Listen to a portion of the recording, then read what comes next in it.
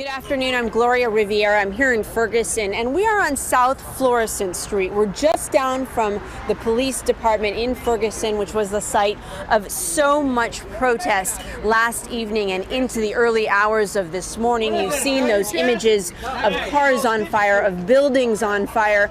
But this morning and now this afternoon, we're seeing something very different. What we're seeing is a community coming together, a community of people across all neighborhoods from towns outside Ferguson coming here to do what they can. It's really a volunteer effort from the ground up to start rebuilding Ferguson right away. And behind me you see something which is very typical. You see these buildings and you see those boarded up windows. Now that's because every single window was smashed out last night. But early this morning, as soon as the sun was up, there was a small group of people here, volunteers, to try to repair this restaurant and try to do their part to get Ferguson back on its feet. And we've been able to speak to a few of the people here, and I'd love for you to just meet them right now. George, can we talk to you? Can you take a break from your work? Come on over here. This is George Riddick. He's a Ferguson. How long have you lived here in Ferguson? About 8 years. About 8 years. Yeah. So tell me, last night, where were you? At home. You were at home? At home, I had to keep my kids safe. That was the most important thing to me because it was just chaos. It was chaos.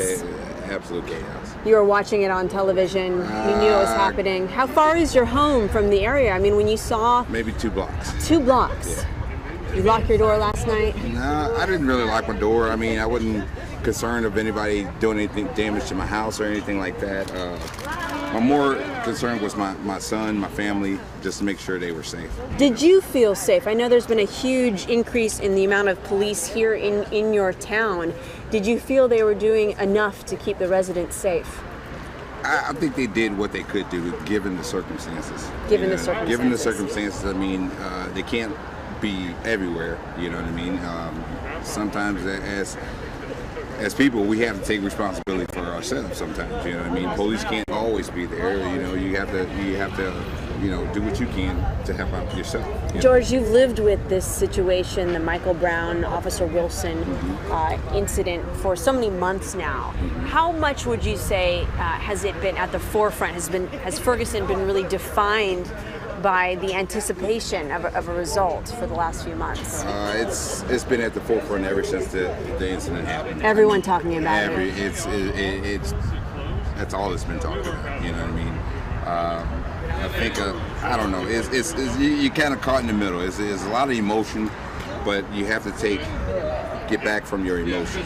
You know, and really look at what's really going on. What can you do to help? Besides, you know, because to me, if you're not part of the problem, if you're not part of the solution, you're part of the problem. Well, you have been part of the solution since early this morning. Tell me what happened. Did you get a call? Did you drive by and think this place needs help? You've been out here with your hammer? Actually, I actually went to work. I work for IBW Local 1, and the emotion just got. I couldn't even stay up there. Knowing what happened last night, knowing that I had to keep my son in the house, and it was just overwhelming. It was too much. I couldn't even focus on the job that I needed to do. You know what I mean? It's just. But I knew I needed to be here to kind of help out, you know, my community as best as I could. And what did you find when you came out here? Were you the only one out here ready to help? No. There's been quite a few people out here helping. You know what I mean? This is Ferguson. This is Ferguson. But what does that mean to people who don't know Ferguson, who maybe only know Ferguson since August of this year? What does it mean to be a resident in this town? It feels good. I mean, it's a community that loves everybody. You know what I mean? I mean, it's just like when the tornadoes came through. When the tornadoes came through, everybody got together. It wasn't a black or white issue or a racial issue. It was getting your community back up and going, you know, which is what we need to do right now. George, there's been a lot of talk about people from out of town who have come here to voice their anger at the decision.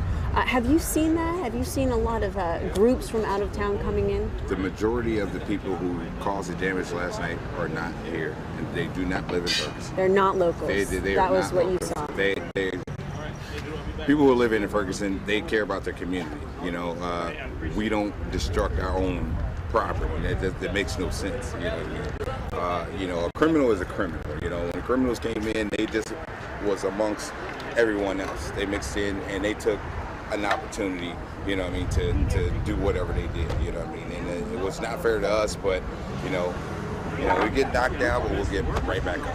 You know? What was the feeling in your home last night as residents of Ferguson when the announcement was made by the grand jury? What was said in your home?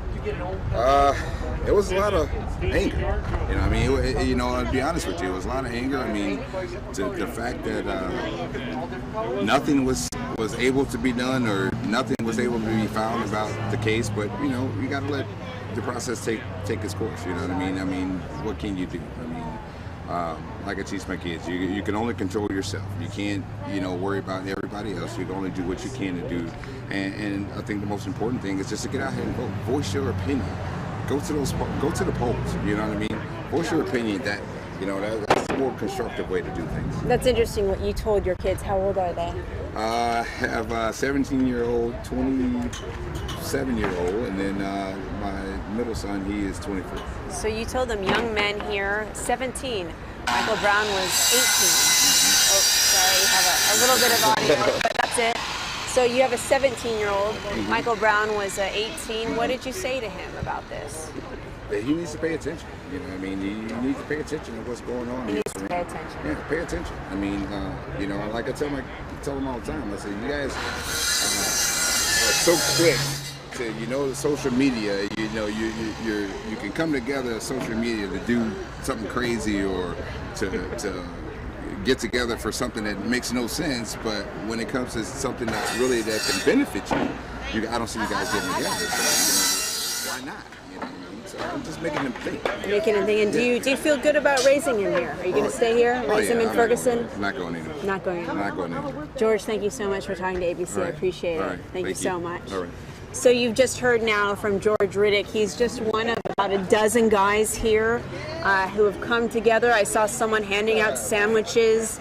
Another car pulled up, and it looked like a soccer mom bringing water to make sure the people here who are getting Ferguson back on their feet have what they need. Of course, there's been some news today with the announcement from the Brown family, that press conference, and their attorneys speaking on their behalf, Al Sharpton speaking on their behalf, voicing really a lot of discontentment.